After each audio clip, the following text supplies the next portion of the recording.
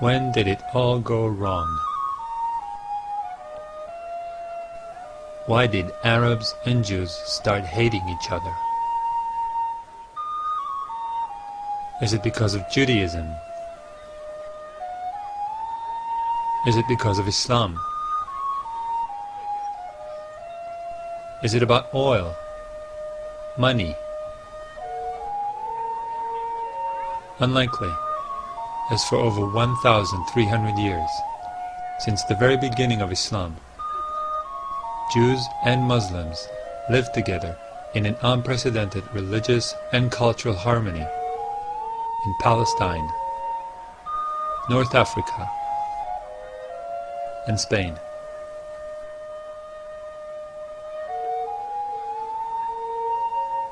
It all seemed to be going just fine till the 20th century.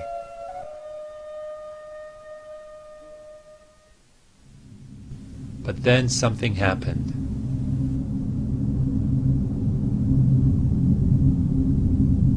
And ever since, Jews and Arabs had been at each other's throats.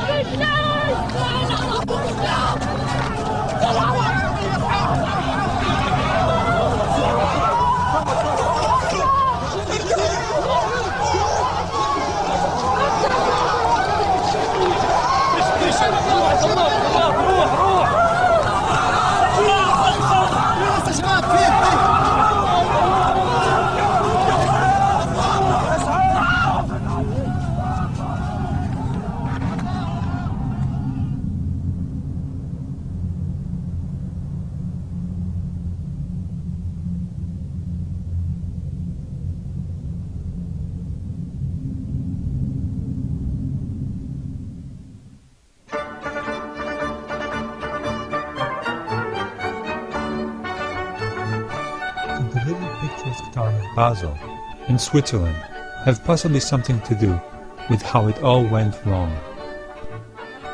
Basel was the setting for the first Zionist convention in 1897. Zionism was a national Jewish revival movement that sought to unite all Jews in a national homeland. They just weren't sure where that homeland was. Up until 1897, there were all kinds of crazy ideas thrown into the air, like Uganda, Alaska, Madagascar, and other less exotic destinations. In Basel, however, the Zionist movement decided on an ideal and historically relevant location: Palestine. But what if the people who were already living in Palestine didn't want to have a national Jewish home set up in their country? The Zionists had some clear ideas about that problem from the very beginning.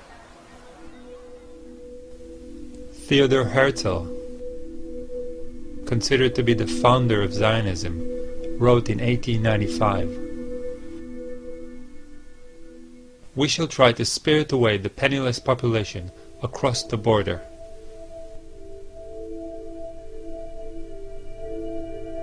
Leo Motzkin, one of Zionism's most liberal thinkers, wrote, "The colonization of Palestine has to go in two directions. Jewish settlements in Eretz Israel and the resettlement of Arabs in areas outside the country." Chaim Weizmann, the head of the World Zionist Congress and future president of Israel, proclaimed the Palestinians to be the rocks of Judea, obstacles that need to be cleared on a difficult path. Amazing how little have changed in Judea since then.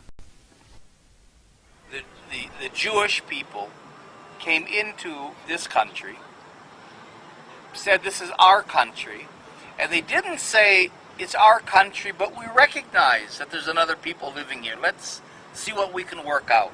No, the whole idea of Israel until today is this is our country from the Mediterranean to the Jordan River, and it's only our country. It's exclusively our country. There is no other people. There's a bunch of Arabs living here, that we know. But there's no people, there's no other people with a claim to the country, with a legitimate right to the country.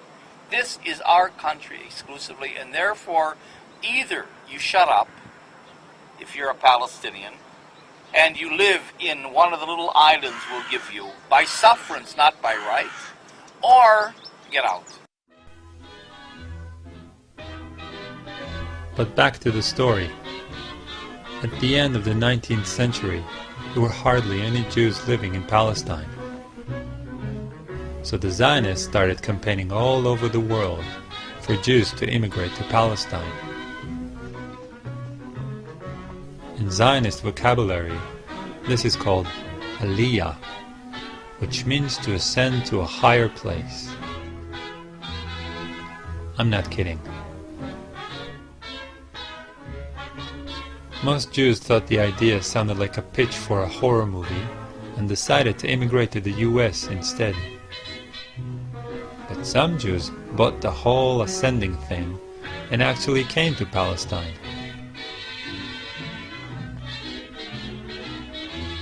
The Zionists also launched Operation Buy a State. They went and bought all the land they could from Palestinian absentee landlords. Once the land was theirs, they threw out all the Palestinians that were living on it. The Zionists called this process Judifying the land and land redemption. Terms that, surprise, surprise, are still being used in current Israel regarding government policies.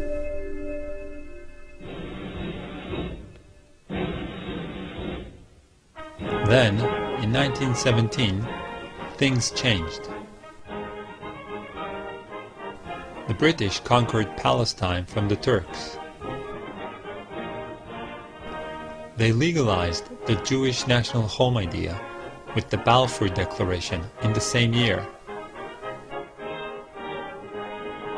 Palestine became a special case because the British violated the provisions of the Mandate for Palestine, because they put the Balfour Declaration into the Palestine Mandate.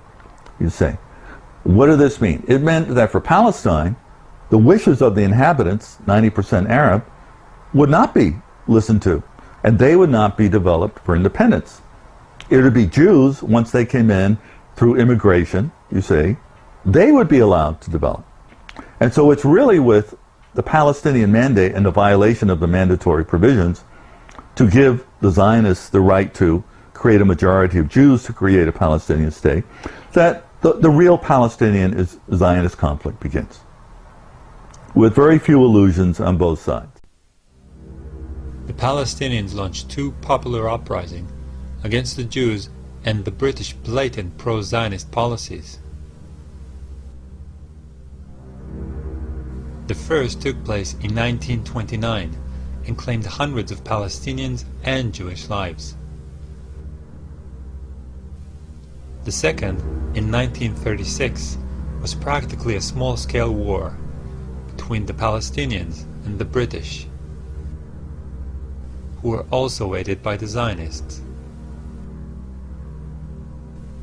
It lasted for 3 years, and in the end, approximately 5,000 Palestinians died. The British also exiled the Palestinians' leadership and dismantled all Palestinians' paramilitary units. The Palestinians were left defenseless and leaderless. Most of the Israeli commanders have studied the British reaction to the Palestinian revolt in 1936 and 1939, which became the manual book of what to do to the Palestinians in case of resistance. In fact, most of the atrocities you read about, and I'm sure most of you in this place know about it, most of the atrocities that you enlist as severe violations of human rights and civil rights in Palestine today. Most of these violations were invented not by a Jewish Zionist mind, but by British mandatory authorities in the war against the Palestinians between 1936 to 1939. Examples: the idea that you demolish houses of people is a British invention. The idea that in order to make a search memorable to people, you destroy a house and then you move to the other house, and then to the other house, and then to the other house, was an invention by British officers on the ground. The idea that you shoot people without warning them, or you arrest them without trial, it's all from the reservoir of the mandatory anti-Arab measures in 1936 to 1939. But of course the Israelis added their own brutal and callous ideas as the occupation continued. Then, in the 1940s, the cards turned. Following a string of British pro-Palestinian policies, the Zionists launched terrorist attacks on British personnel and facilities. Violence continues to rule in Palestine. British soldiers seek bodies in the Department of Labor building at Chechnik, where a few minutes before, a blast had partially wrecked the edifice. 3 policemen were blown to bits when they tried to remove an explosive-laden truck. Shaky walls are torn down.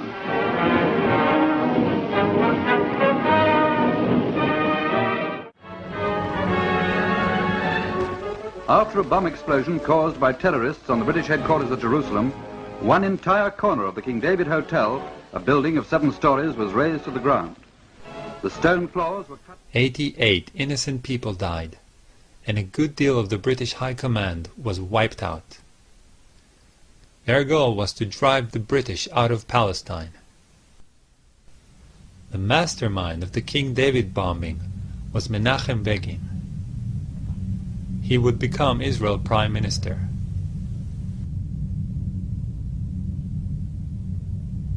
His accomplice, Yitzhak Shamir, would also later become Prime Minister.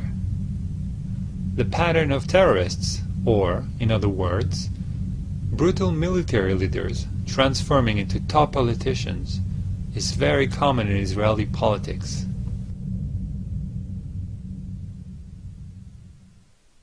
At this point, the British have had enough, and they transferred the matter of Palestine to the UN. The United Nations sent a committee to evaluate this in the summer of '47, and they recommended partition. And the Zionists eagerly accepted this, and the Palestinian Arabs didn't, because they were still 2/3 of the population, and they felt this was unjust. But nonetheless, this partition, which was approved in the UN after Thanksgiving in 1947, officially recognized 2 states. In 1947, the Jews owned 5.8% of the land.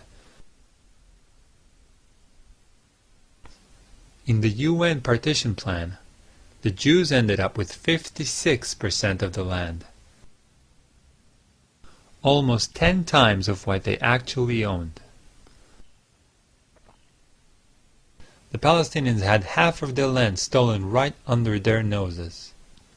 Their population was split into 2, half of it living in the Zionist state as a minority. Even in the borders of the Jewish state, the Jews owned only 11% of the land. The United States? Yes. Yugoslavia? Abstain. The resolution of the DAC Committee for Palestine was adopted by 33 votes, 13 against, 10 abstentions. Why would the UN be so blatantly pro-Zionist? Do not underestimate the power of guilt. Anyone heard of the Holocaust? The UN sought to compensate the Jews over the deaths of 6 million Jews in World War II.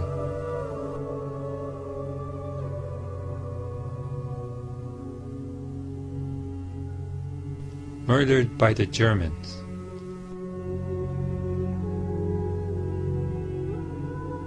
And they decided that the Palestinians should pay for it. Makes perfect sense. However, this amount of land, more than half of Palestine, was still not enough for the Zionists. David Ben-Gurion, the leader of the Zionist movement in Palestine, wrote in 1937, "The Arabs will have to go. But one needs an opportune moment for making it happen, such as a war." The Palestinians had no desire to fight the Zionists or start a war. They were used to living under different sovereigns for hundreds of years: Egyptians, Turks, British, and now the Zionists. In 1948, Ben-Gurion tells the Jewish Agency executives, "I believe that the majority of the Palestinian masses accept the partition as fait accompli, and do not believe it is possible to overcome or reject it. The decisive majority of them do not want to fight us."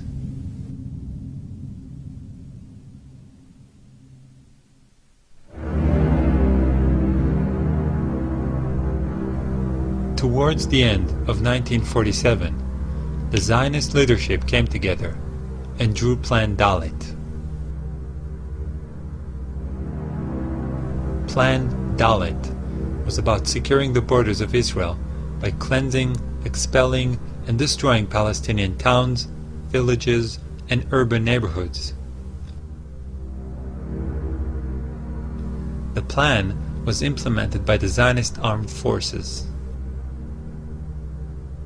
And finally, in March, they began a push to ensure their control of areas that would become Israel under the partition.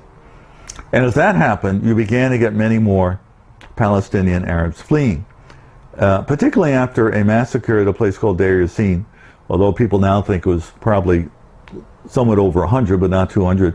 But Begin and the Irgun and the Stern gang, Yitzhak Shamir was part of that. There was a combined attack in this Palestinian village that massacred many people. And the Palestinians did carry out a retaliatory raid, killing about 70 Jewish doctors on the road to Jerusalem shortly thereafter. But after that, you had mobile radio vans that Begin put into play, threatening more Deir Yassins if the Arabs didn't flee. In other words, you'll be massacred just like Deir Yassin. So it became part of the propaganda.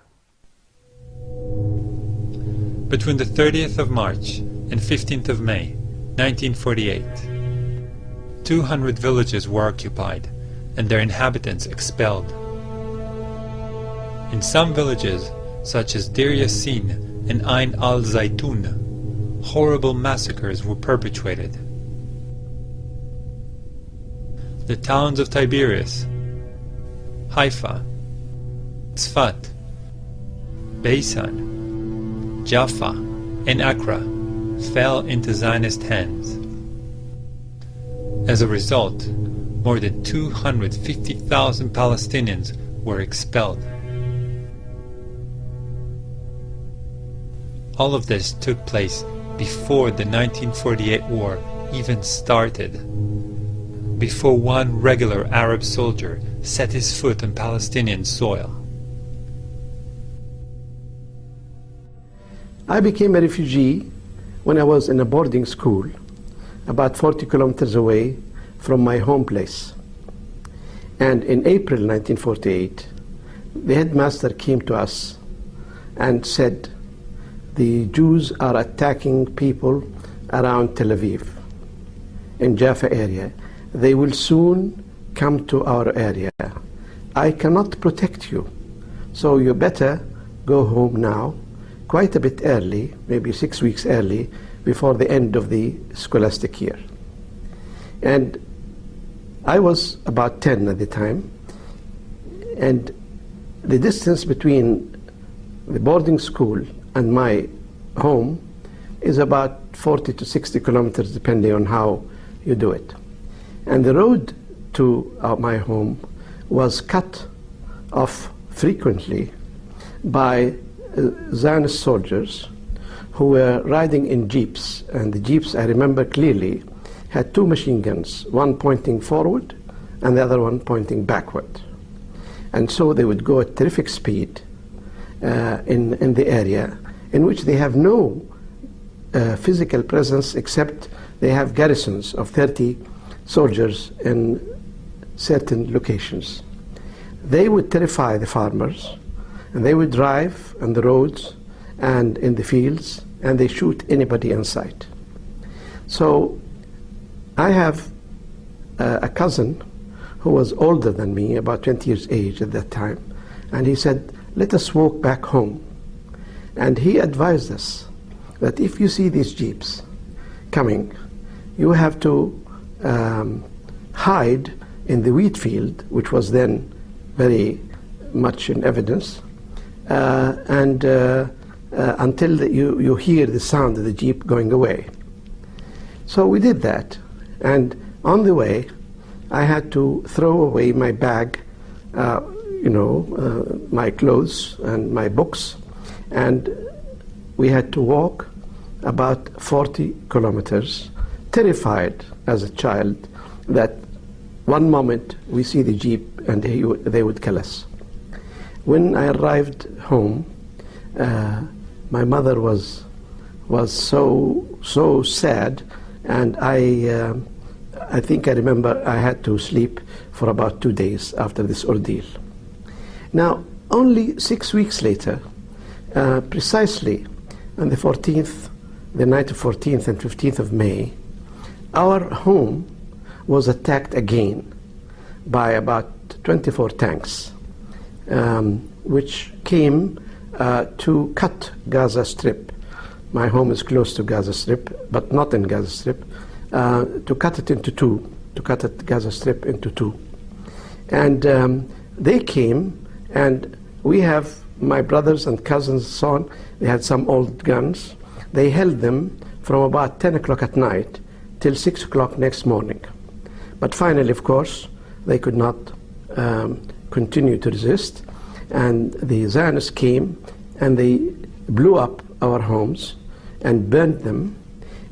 They also blew up the school which my father built in 1920.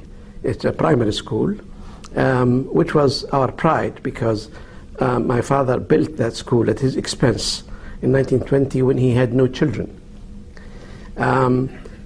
They also blew what's called bayara, which is a well, with motorized well, from which we drink, and also we water our gardens and plantations.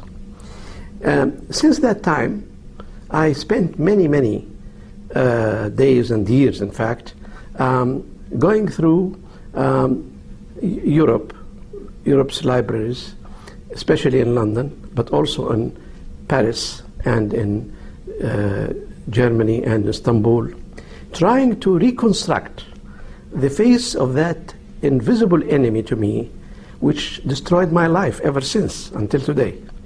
What did we do to them? I never saw a Jew in my life. I never saw, of course, a Zionist soldier in my life.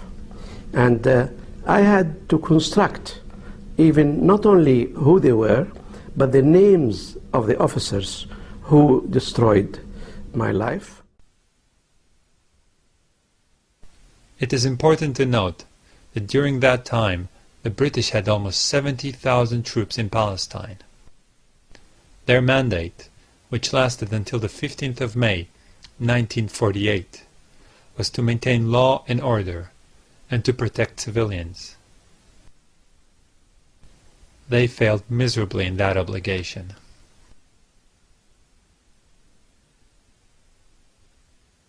While the ethnic cleansing of Palestinians was going on, the Zionists were busy announcing to the world that a second Holocaust was imminent. The Jews were about to be overrun and thrown into the sea. At the same time, in February 1948, Ben-Gurion wrote to his foreign minister, "We will be able not only to defend, but also to take over Palestine as a whole. I am in no doubt of this. We can face all the Arab forces." Confident of their victory, the Zionists declared independence on the 14th of May, 1948. And Ben-Gurion became the first prime minister. On the 15th of May, 1948, 7 Arab countries declared war on Israel and invaded Palestine.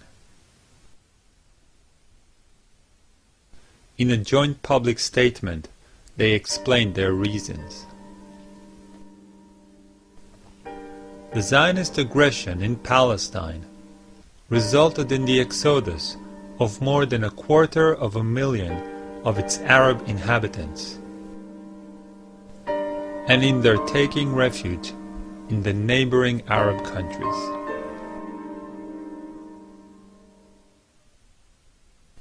In the beginning of the 1948 war, the Arab forces amounted to approximately 22,000 fighters. The Zionists had 40,000 soldiers. The Jordanians had an army that would have evened the odds. However, King Abdullah decided to sit this one out. Instead, he defended only the bits he wanted to attach to Jordan: Jerusalem and the West Bank. And one of the myths of this whole period is that you had a little Israel, small Zionists against the Palestinians, and then later on in the war, when the Arab states invaded, that it was David versus Goliath. They were facing overwhelming odds, and this is simply not true. Because even then, Israel, from May of 48 on, had more troops than the Arab states, who had very small armies. See what I mean? So, but that's one of those things that many people believe. When you had the Arab state invasion, Egypt, Syria, you had Iraqi troops, you had some Saudi, the Lebanese did very little, and you had the Transjordanians. This will become Jordan, which includes the West Bank after 1948. Well, when they invaded, there was no coordination because no one trusted Abdullah of Transjordan because he had been dealing with the Zionists in sort of what we might call a non-aggression pact. Although many Israeli historians deny this vociferously, there clearly were discussions and agreements. And although maps show that when you have this attack, you have what we call a Transjordanian attack against Israel, in fact, there was really no attack per se. They were holding on to positions in the West Bank, but where you did have conflict was over Jerusalem. But the Israelis were able, the Zionists, well, they were Israelis after May 14th. When they were confronting the Egyptians, for example, or other people, they really didn't have to worry about their backs in terms of where the Jordanians were, because the Jordanians weren't going to attack them. While the war was going on, the Zionists increased their ethnic cleansing operations. Villagers were expelled en masse, and massacres occurred in many places. The villages of Hula, Saliyah, and Bassa were but a few to suffer such atrocities during 1948.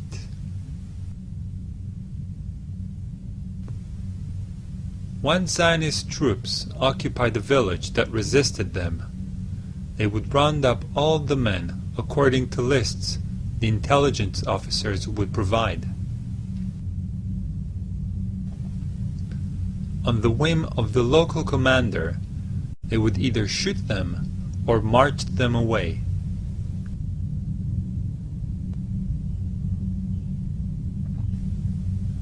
The biggest expulsion and massacre happened in the city of Lid Ramle.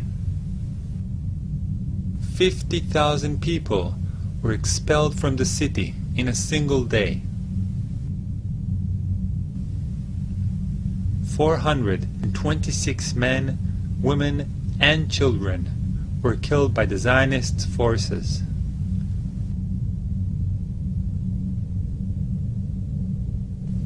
The general in charge of the occupation and expulsion of Lead Ramle was Yitzhak Rabin, who would later become Israel Prime Minister, serving 2 terms.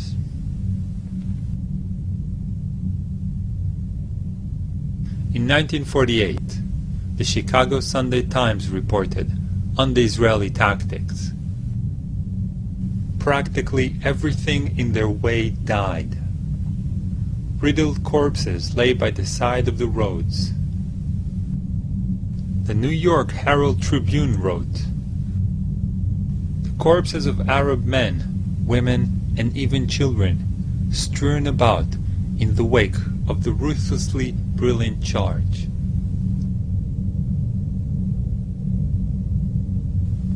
The London Economist reported, "The Arab refugees were systematically stripped of all of their belongings. Then, they were sent on their trek to the frontier."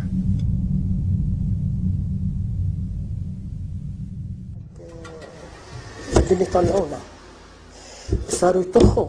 نحن آخر إشي طلعنا على الأرض، قعدنا برا وشتاء بتشارين. تشارين شو شتاء عنا، شتاء ما بدناش نطلع، ما بدنا نطلع. اجوا الجيش صفونا، انا بحكي عن بيت اهلي يعني، صفونا كلياتنا هيك وبدهم يرجعون. صرخت لهم امي، قالت لكم دخلكم، نحن بنطلع بنقعد بالشتاء برا وما تقتلوش. فاتوا على البلد، هاجموها اخر هجوم، لاقوا غير الختياريات ما كانوش كم وحده، لسه متخبيات بالبلد، محل هيك تبان هذا بحطوا فيه تبن للبقر بخزنوا، لسه متخبي هو مع الختياريات.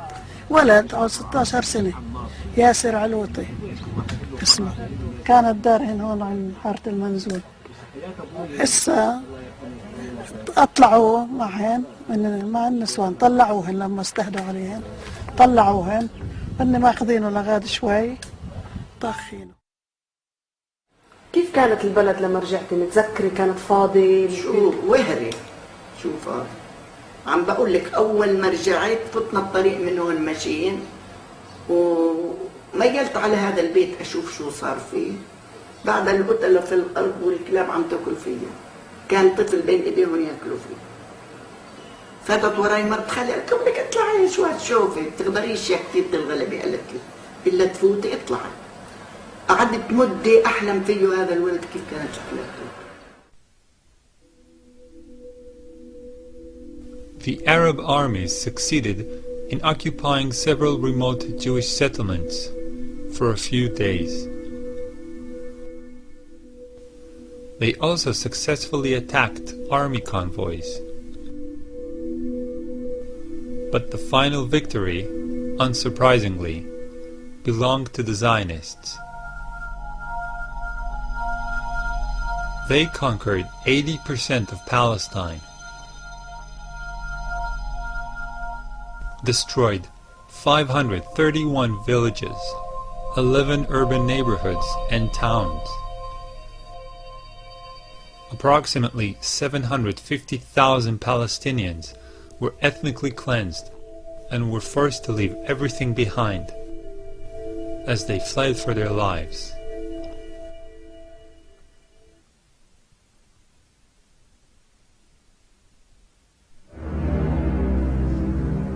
However, the ethnic cleansing didn't stop in 1948. It just shifted gear. In 1967, in the Six-Day War, Israel conquered what was left of Palestine, the West Bank and the Gaza Strip. Now, the remaining 20% of Palestine and all the Palestinians were under Zionist control.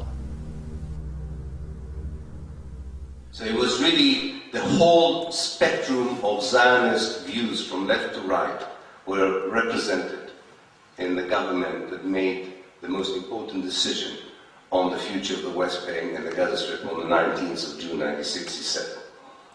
And the decision was very clear. The decision was, there were actually three decisions taken at the time, and I don't think much, unfortunately, has changed.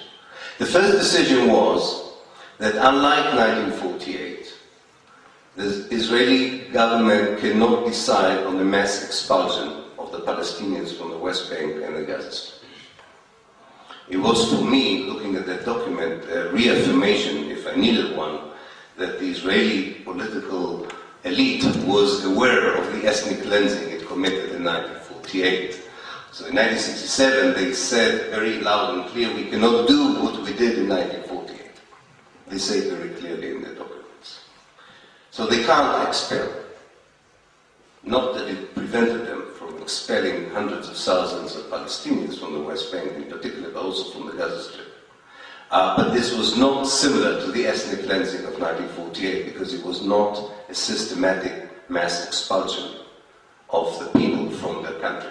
It was expulsion of locations according to different strategic considerations of the Israeli army that wanted to downsize the number of Palestinians under Israeli control.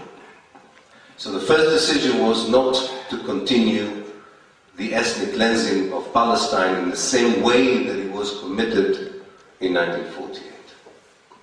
The second decision was that unlike the Sinai Peninsula and the Golan Heights, which the Israelis occupied in 1967 as well, unlike those two territories, which the Israeli government at the time recognized as belonging respectively to Egypt and Syria, the West Bank and the Gaza Strip were part of Israel forever. To keep the territories as part of Israel without expelling the people. And that, of course, led to the third decision. If you keep the territories and you don't expel the people, what do you do with the people? Do you turn them into Israeli citizens? Do you annex officially the territories to Israel? And the third decision was to create what, and this is my words, not their words, but to create a mega prison. To create an amazing human invention that only the Zionist ideology could produce. The idea that you can lock at the time 1.5 million, now double the number of 1.5 million, that you can lock them in a regime that is similar to the concept of a prison, with all kinds of variations on the prison concept. It can be an open prison if the inmates behave themselves. They can even go and work outside, provided they come back to be in the prison at the end of the day. They can have autonomy in the prison. They can run their life as they wish, provided they accept the concept. Should they resist, the Israeli government would move quickly into a high security prison with all the punitive measures that harsh wardens would take against inmates in such a situation. Under the army's protection, and with the government's aid, Israeli settlements were erected in the West Bank and Gaza Strip. Today, they cut through the Palestinian land and keep spreading.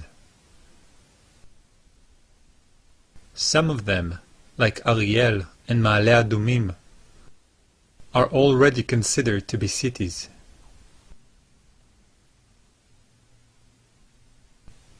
The purpose of these Jewish enclaves is to isolate and stifle Palestinian settlements. This is achieved also through roads for Jews only, military checkpoints, and land seizure.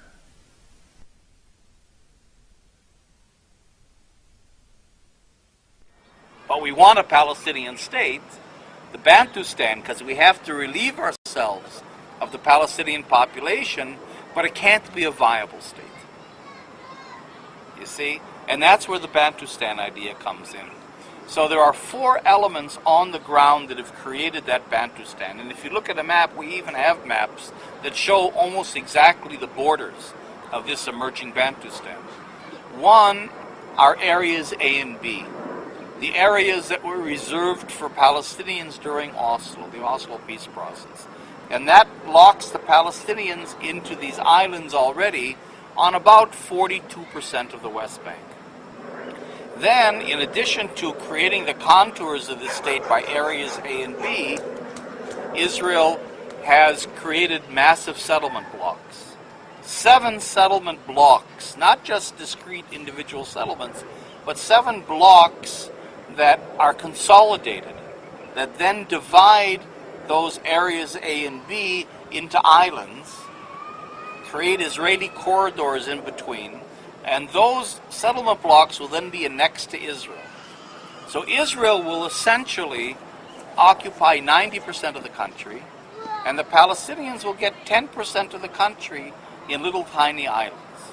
That's the idea. That's the second element. The third element is the infrastructure. In other words, that Israel is building, with American, almost total American support, a $3 billion system of bypass roads and highways throughout the occupied territories that then link them physically into Israel proper. So that you create in the country, it's already been done pretty much, one urban fabric where the settlement blocks are an integral part of the metropolitan areas of Israel itself. One highway grid in which the bypass roads and highways of the West Bank and Gaza are integrated into those of Israel. One electrical system, one water system. So you create a situation on the ground where it's impossible to detach meaningful territory from Israel for a Palestinian state. That's the third element.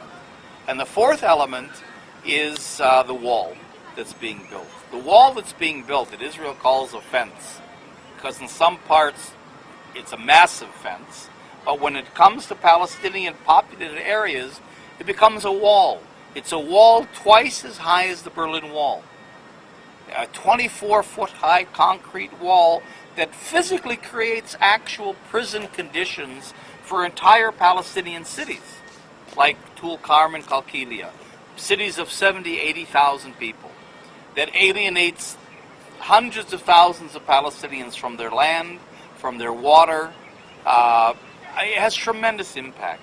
But what this wall does, the separation wall, is that it then sets these contours, these borders that have been set by the settlement blocks in areas A and B in concrete, so that it's a $2 billion system linked to a $3 billion highway system linked to I don't know how many billions of dollars in the settlements, all designed to close the Palestinians into these little tiny islands.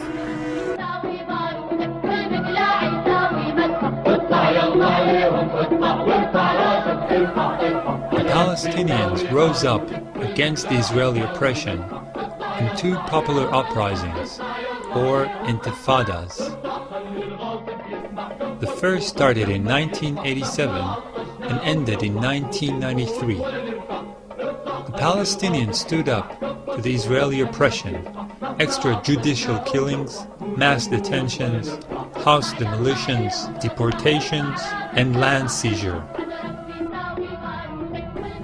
But they were no match for the well-equipped Israeli army. Over 1,100 Palestinians died during the uprising, and many more were imprisoned or expelled. The first intifada was put down by the Israeli government with so much brutality that the UN condemned Israel for violating the Geneva Conventions. The intifada succeeded, however, in bringing the Palestinian case to the attention of the world. It also heralded the schizophrenic path that the Palestinian resistance would take from now on.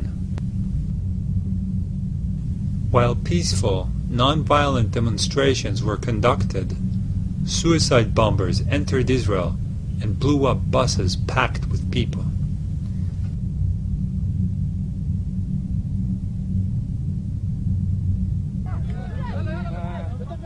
The Second Intifada began in 2000 and continues until today.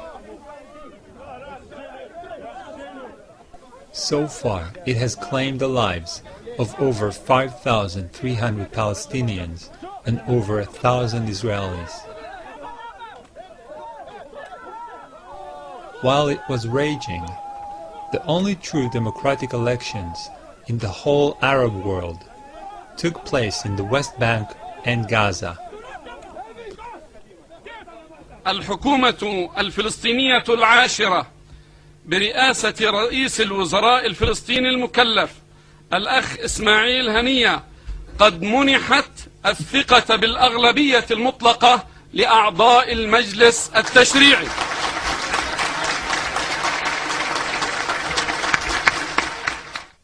Frustrated with their corrupt, stagnant government, Palestinians voted for the radical fundamentalist Muslim party of Hamas.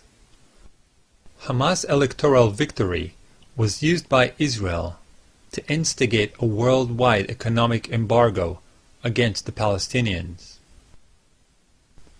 Also at that time, 10,000 Jewish settlers were evacuated from the Gaza Strip. After the evacuation, the strip was hermetically sealed and turned into the largest prison on the planet.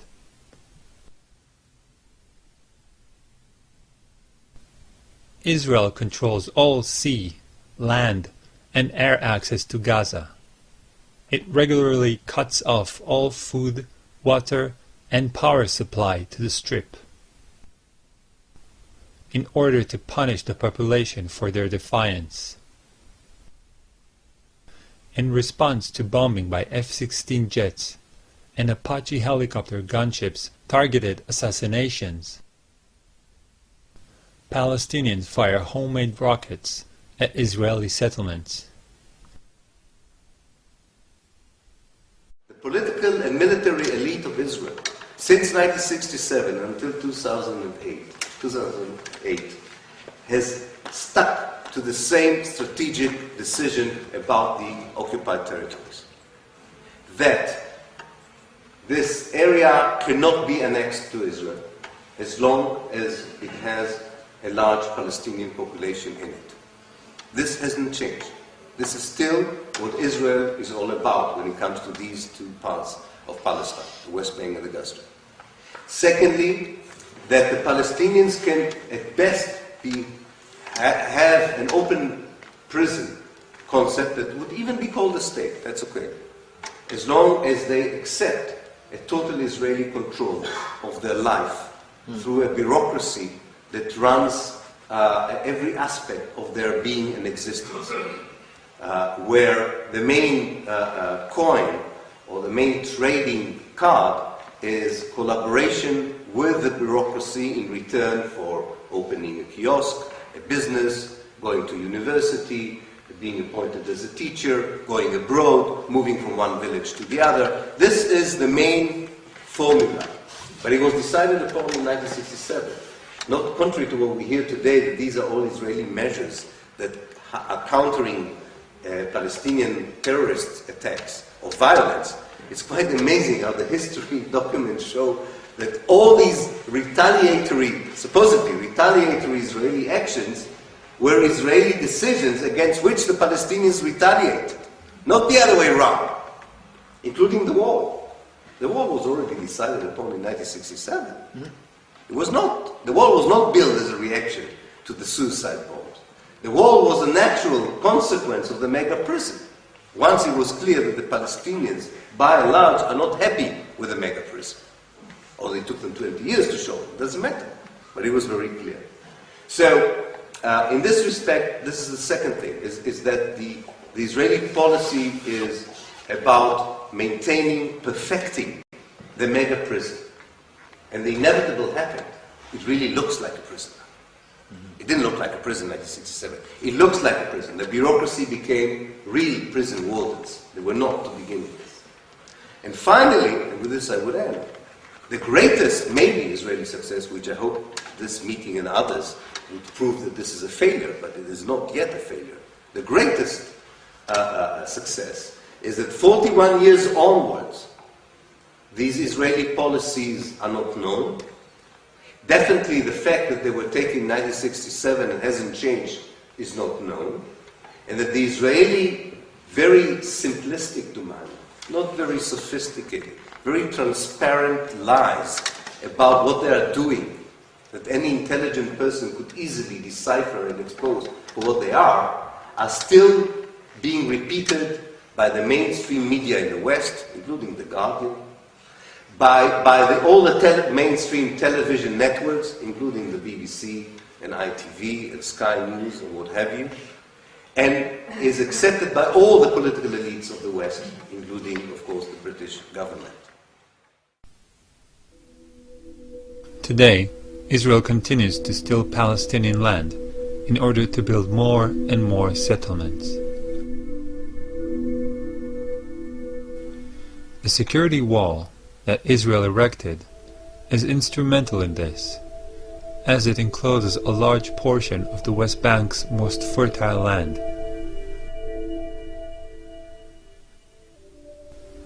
$3.5 million Palestinians live as virtual prisoners. In the eyes of the Israeli state, they have no basic human rights. Israel kidnaps and imprisons Palestinians on a daily basis. There are over 10,000 Palestinians in Israeli prisons. Men, women, and children are killed almost daily for opposing the occupation.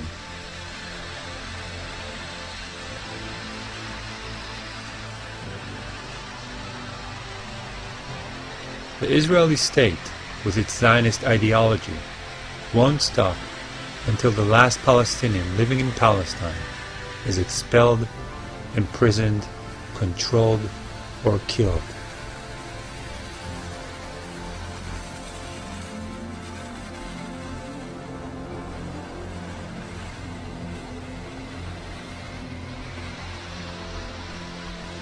The Palestinians who live in Israel are treated as second-class citizens. They are excluded from the society and are subjugated by racist policies. Now we're starting to see the settlement. This is the beginning of the settlement to be. They gave it in the name of Kidmat Zion, which is a very religious name.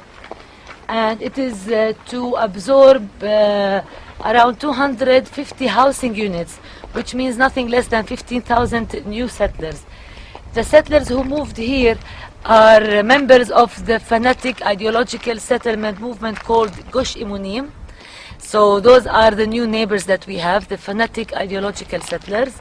And you can see that they have not just the army to protect them and to enslave them, but also they have special guarding agents that are sitting on top of their house. So we see that sometimes when the women are getting down to throw the garbage, she has a bodyguard in front and a bodyguard behind.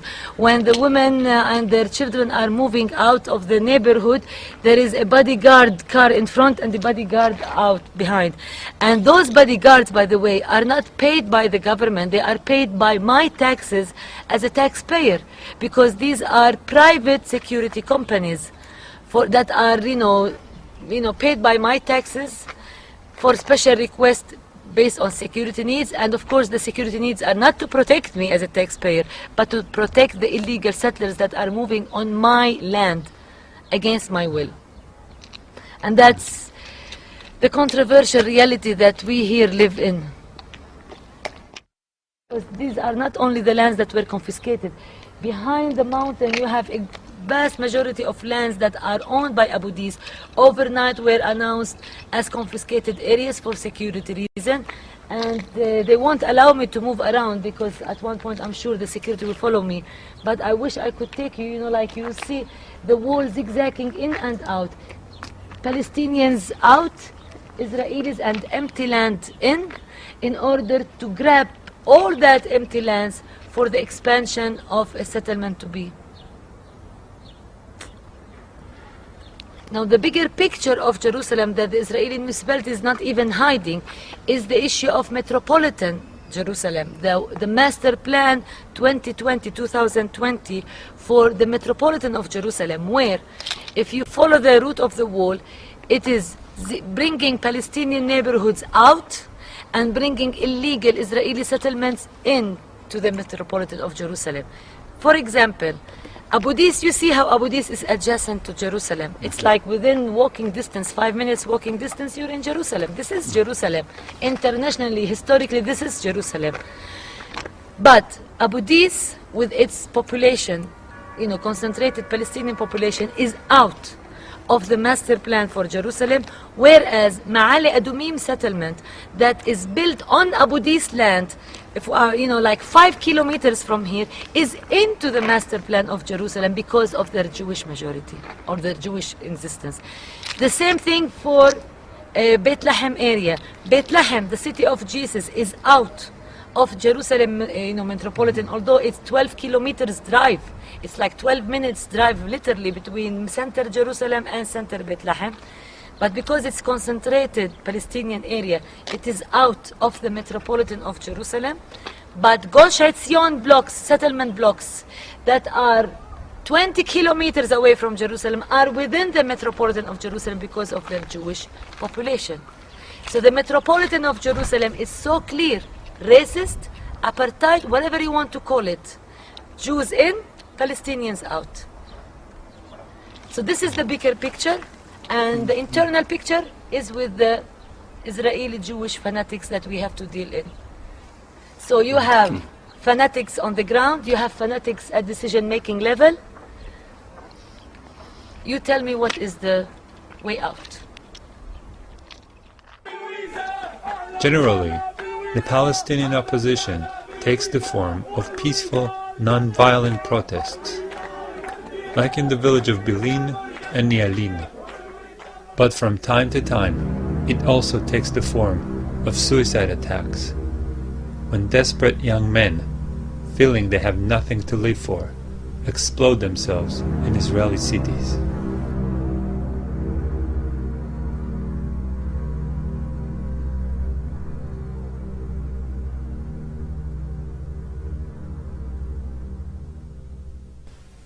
There is no opposition to Zionism in Israel. There are only small, insignificant groups that remain almost invisible and ignored in Israeli society. And their focus is almost exclusively on the West Bank occupation and the Gaza siege. None of the existing peace organizations in Israel is concerned or even interested in the real causes of the conflict.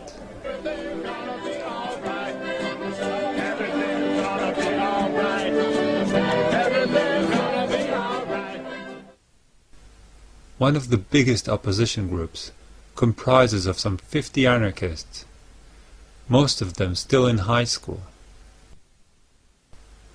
They joined peaceful Palestinian demonstrations in West Bank villages and end up playing cat and mouse with the soldiers pursuing them through the hills. Another group, Gush Shalom, is mainly made up of senior citizens. You're welcome. Nice to meet you. Thank you.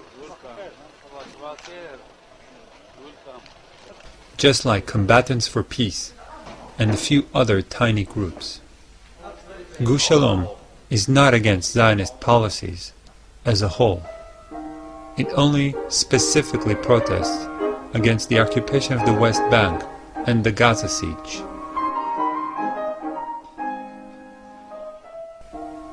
In this situation, it is hard to even determine how positive the impact of those leftist organizations is.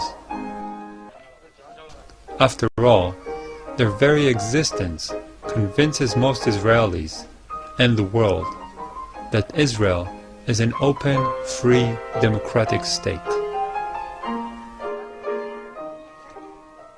The real, desperately needed discussion about the ultimate fate of the remaining Palestinians simply does not exist.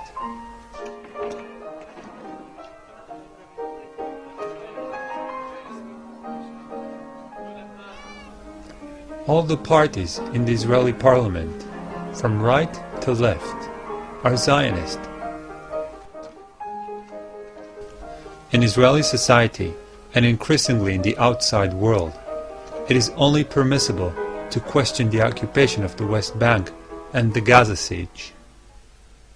Anyone who questions the occupation of Palestine and the catastrophe Zionism brought on Palestinians is ostracized, silenced, called an anti-Semite, or, in case of a Jew, a self-hating Jew.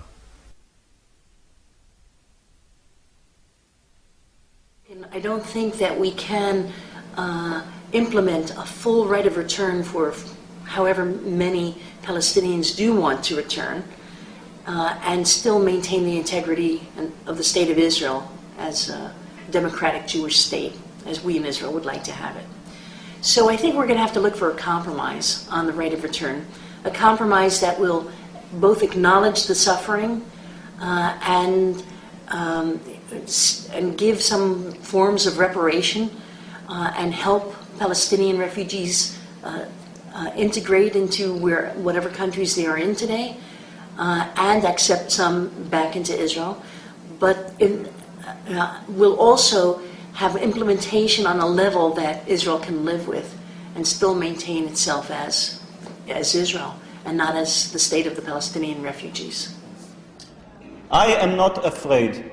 When I will be called to war, if the Palestinians try to attack my country, I will defend my country.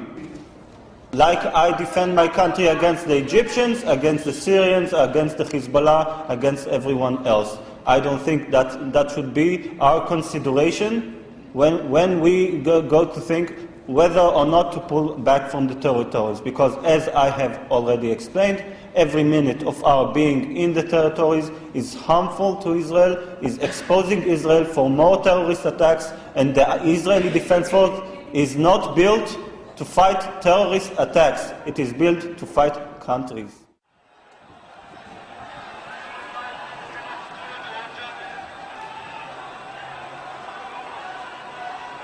Activist groups everywhere, of all faiths and none, who campaign for justice and peace, need to ask themselves some uncomfortable questions about how effective really they have been, and more to the point, what they must do to be more effective. In my view, there are two political realities to be faced. The first is that Zionism is not interested, and has never been interested, in peace on any terms the overwhelming majority of Palestinians and most Muslims will accept.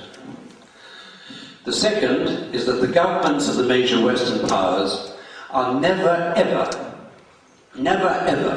going to use the leverage they have to call and hold the Zionist state to account for its crimes unless they are pushed to do so by informed public opinion, by manifestations of democracy in action. Now, as I said on this very platform in November 2006, and I think it bears repeating, the problem throughout the mainly Gentile Judeo-Christian world is that the citizens of nations, generally speaking, are too uninformed to do the pushing. In fact, they are not only underinformed, they are misinformed, conditioned, one could even say brainwashed, to accept a version of history, as Moshe mentioned, which is simply not true. And this has happened in large part because the mainstream media, like almost all politicians, is terrified of offending Zionism. Now it follows that if governments are to be pushed to do what is necessary to bring the conflict in and over Palestine to an end, if, in other words, the citizens of nations are to be empowered to take part in informed and honest debate, to make democracy work for justice and peace, it follows, I believe, that there is an absolute first requirement, and that is the liberation of the citizens of the Western nations. Liberation from the tyranny of Zionism's propaganda lies, upon which the first draft of Judeo-Christian history is constructed. The good news is that the tools to make this liberation possible are now available. They are books which expose Zionism's version of history for the propaganda nonsense it is. The core essence of this nonsense is that there was no ethnic cleansing of Palestine, that poor little Israel has lived in danger of annihilation and driving into the sea of its Jews, and that Israel had no partners, Palestinian or Arab, for peace.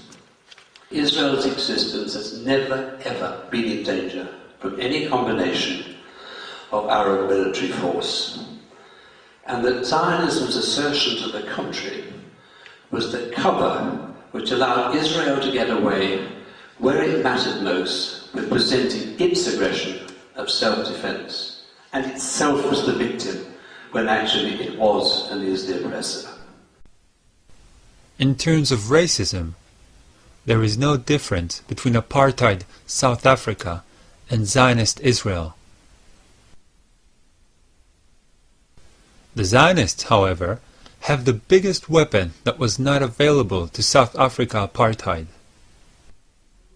Bigger than F-16s, tanks, and nuclear missiles put together. It's called the Holocaust. The Holocaust allows Zionists to manipulate world public opinion and to stifle any possible open discussion. It is simply their biggest asset. Today, to be an anti-Zionist is construed as being anti-Semitic, and to be anti-Semitic can send you to prison in Europe.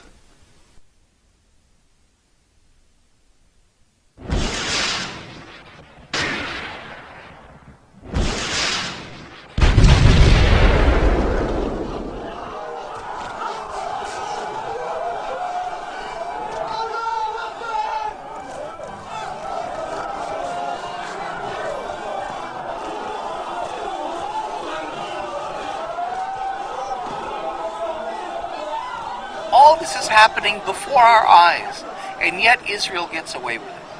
How could that be? South Africa didn't get away with it. You know, everybody's criticizing China for its oppression. How does Israel get away with it? And that's one of the real problems that we have. One reason is, of course, is because of the media that tries to be even-handed or pro-Israeli. Zionism has a credibility. The idea that Israel is a Jewish state has a credibility that apartheid never had in South Africa. Christians that are critical hesitate to speak out because they're afraid of being smeared as anti-Semites. So you find very little criticism of Israel in the media. Part of it is, of course, the fact that we're dealing with Jews. So the non-Jewish world feels guilty the Holocaust, feels guilty about the Jewish issue, and so on. It's used politically in a very effective way, in a very cynical way. I mean, it's very hard to say this, but I think it's true. It's seen as a very useful PR tool. You know, the way the government plays on the guilt in Europe over the Holocaust, so that you can't criticize us. Look what you did to us, you see. It intimidates non-Jews. It closes up discussion. It's very effective. And Israel is willing, for the sake of its PR and to silence critics, it's willing to sell the victims of the Holocaust. Israel is willing, for the sake of its PR and to silence critics, it's willing to sell the victims of the Holocaust. It's willing to sell the victims of the Holocaust. The sad fact is that those 6 million Jews that died because of a fascist, racist ideology are cynically being used today to justify and support another fascist, racist ideology.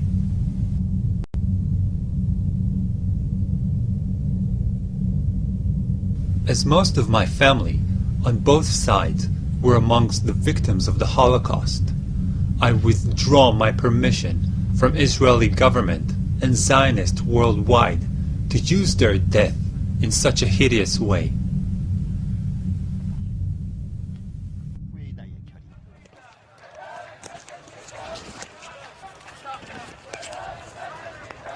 Interested to know what you can do about it? Insist that your government challenges Israel and its racist, fascist ideology of Zionism. I made this documentary so none can say in the future, "We didn't know." Now you know, so you can act.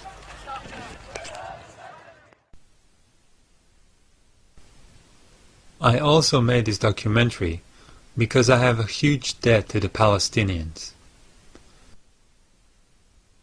One part of the debt is simply growing up in Israel.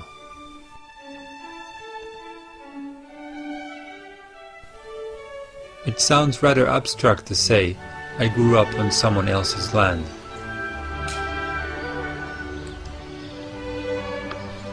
It is more to the point to say that I grew up in a block of flats in a suburb built on once beautiful olive and orange groves.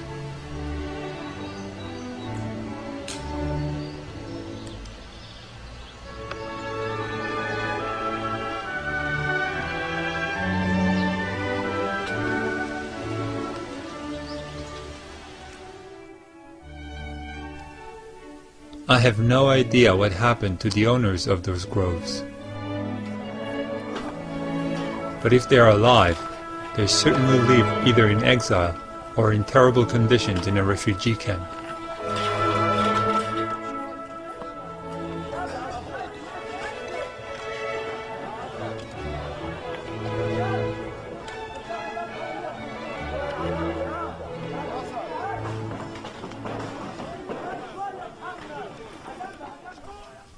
Another part of my debt is taking an active part in the occupation as a paratrooper and reserve soldier. In Israel, about 5% of the population serves as reserve soldiers, and except for the professional soldiers, they are the only Israelis who ever get to see firsthand what actually happens in the occupied territories. The rest of the Israelis see only army-controlled glimpses on television. Being part of that 5%, I saw occupation from close, and I will never take part in that again, even if it means going to prison for desertion.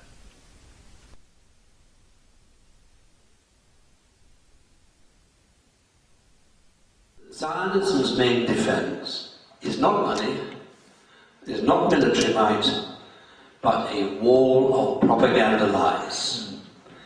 If one or two of the main bricks in this wall can be dislodged, the whole edifice might collapse faster than any of us might dare to imagine. Now to that I'll add these very last few words of my own.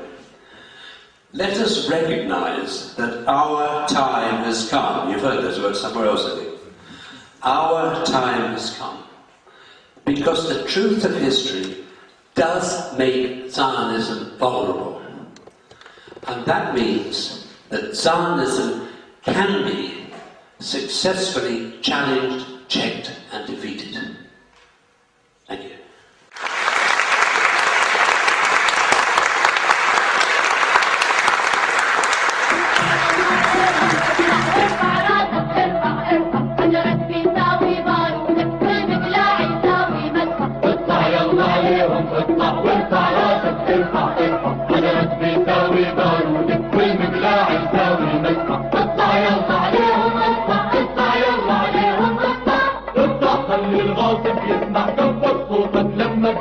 مهما عطشنا او جوع موت نموت ولا نرجع اطلع خلي الغاصب يسمع كبر صوتك لما بيسمع مهما عطشنا او جوع موت نموت ولا نرجع اطلع يلا عليهم اطلع وارفع راسك ارفع انا ربي ناوي بارودك والمقلاع يساوي منك اطلع يلا عليهم اطلع وارفع راسك ارفع انا ربي